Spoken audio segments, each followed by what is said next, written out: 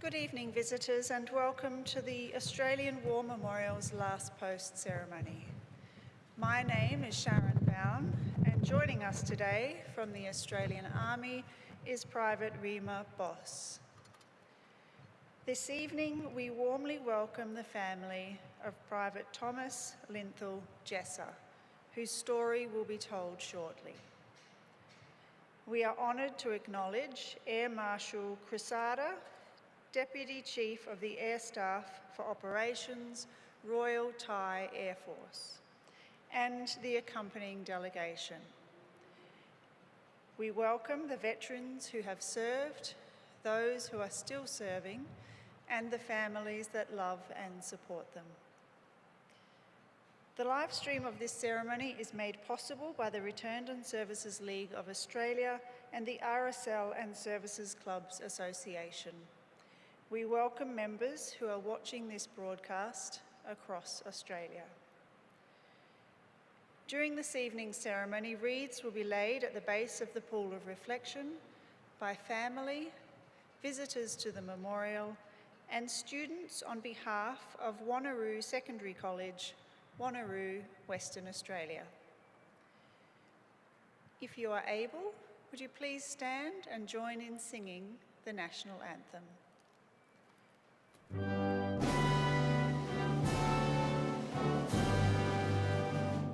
Australians, oh, let us rejoice, for we are one and free. We've golden soil and wealth for toil, our home is good by sea. Our land abounds in nature's gifts of beauty, rich and rare. In history's page, let every stage advance Australia fair. In joyful strains, then let us sing, advance Australia fair. Students and those requiring a seat, please be seated.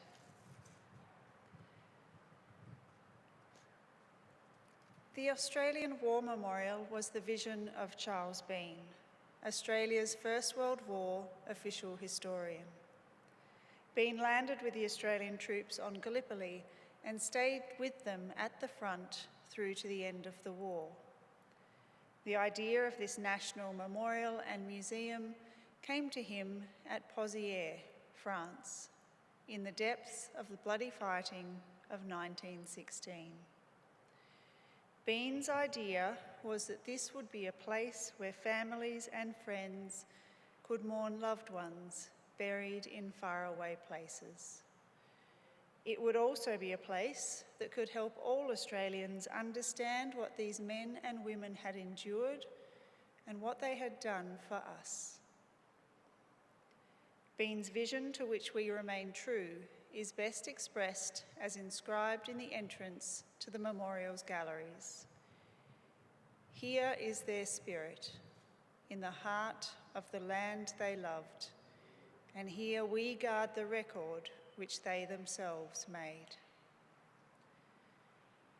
Tonight we will read the story behind just one of those on the Roll of Honour, which lists the names of more than 103,000 men and women who have given their lives for us in war and on operations for more than a century.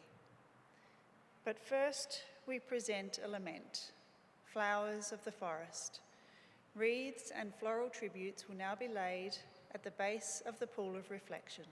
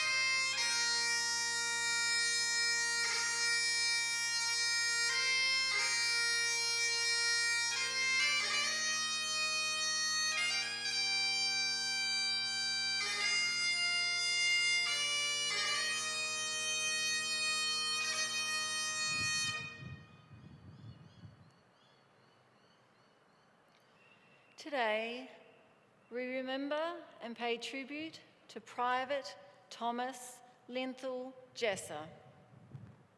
Thomas Jesser was born on the 4th of December 1892 in Laura, South Australia, to William and Mary Jesser. Soon after Thomas's birth, the family moved to Baruta, where his father, William, ran a farm. Young Thomas Jesser was educated at Baruta Public School before going to work with his father on the farm. He was a keen cricketer in summer, played Australian rules football during the winter months, and was a popular figure in the area. When his parents moved to Aberdeen to take over the Royal Exchange Hotel, Jesser remained in Baruta, where he continued to work on the farm. Before his enlistment, Jesser was working for the East West Railway. Jesser enlisted in the Australian Imperial Force on the 25th of May 1916 and was sent to the 2nd Depot Battalion. A week later, he was admitted to Torres Island's quarantine station with a dermatological complaint. He returned to training in July and was posted to reinforcements to the 43rd Battalion.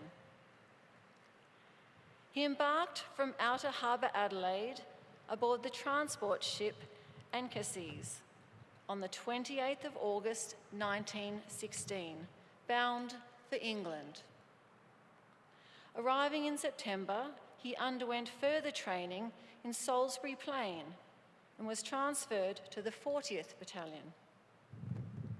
He sailed with his battalion to France in November and entered the front line near Armentières for the first time in December, during what was one of the worst recorded winters in European history. Jesser was wounded by shell splinters in his right leg on the 15th of December. He was evacuated to Bologna for treatment and recuperation and returned to the battalion in February 1917. The 40th Battalion saw its first major action in June at the Battle of Messines. Though the battle was successful, the 40th Battalion suffered over 350 men killed or wounded. Among the casualties was Thomas Jesser. On the 7th of June, Jesser was severely wounded by shell splinters in his left leg, which fractured the tibia and severed the posterior tibial artery.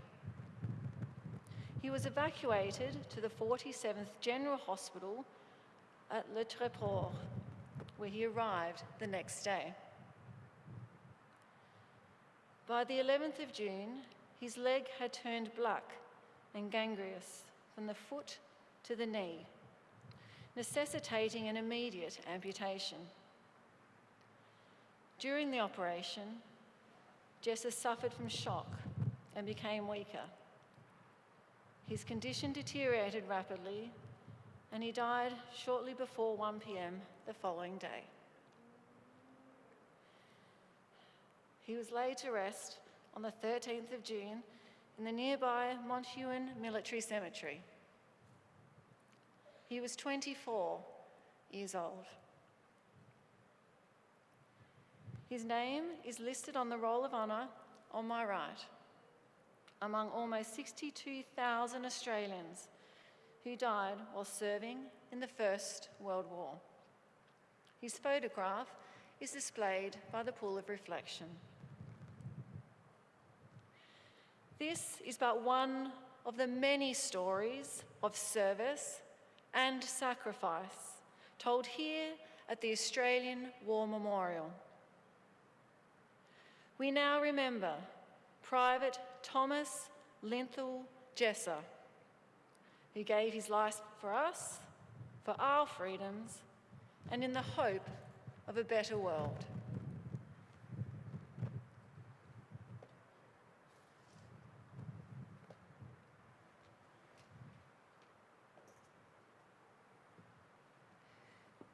Please stand for the reading of the Ode and the sounding of the last post.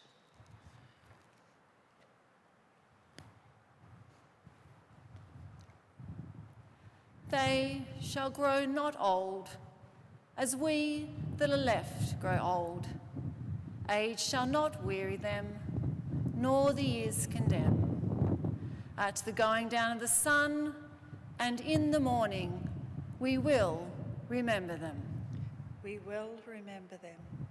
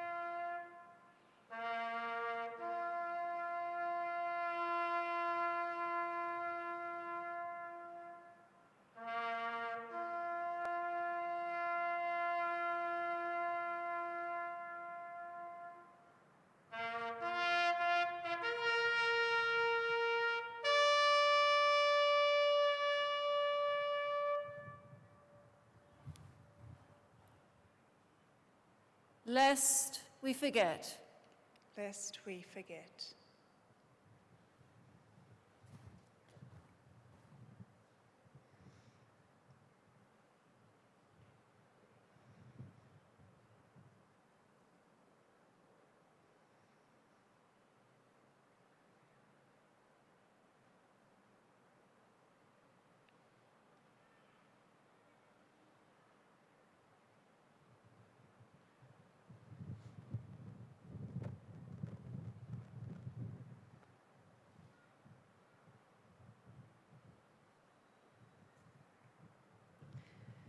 We leave you this evening with the words of the memorial's founder, Charles Bean.